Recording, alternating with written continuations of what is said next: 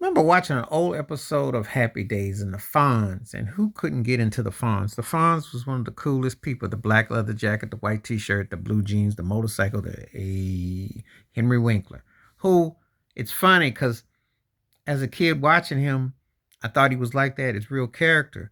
That was an adaptation, but it made him appear cooler than thou. The Fonz was where it was at. It's like a gang leader. He was a rebel. He was against the establishment. The reason why I bring that up, there was an old episode of Happy Days which came on the YouTube streets, which I hadn't seen in a long time.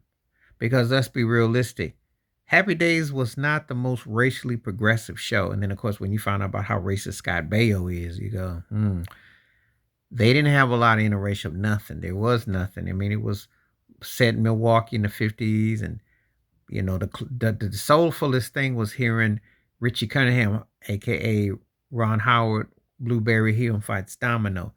They had one episode where the late great Mike Evans, who was the original Lionel Jefferson and the creative writer and behind a lot of shows in the 70s, was on the show.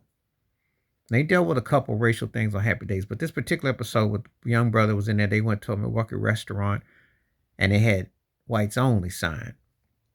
And the Fonz, the Gary Marshall, the writers was like anti-racism. And it's funny when you watch it from a TV show, but then reality is different. And Hollywood is not that progressive because at that time they did not have the blackest thing on Happy Days was the Fonz's jacket. It's funny when you look at certain things in hindsight because it appears by themes and sets this agenda, but they really are not as advanced as you would think they were. So it's very telling. Um, it's very interesting how to look at that in hindsight. But at the time, you're watching a TV show, you think they are up to things, but what they deal with and what they are is two different entities. But that's the beauty and power of TV. Sometimes the message is real. Sometimes it's just made for a laugh or for a moment to get that bag. So they know where the demographics are and they know who watch. But the 70s, 80s, the certain shows did a very base on things like that.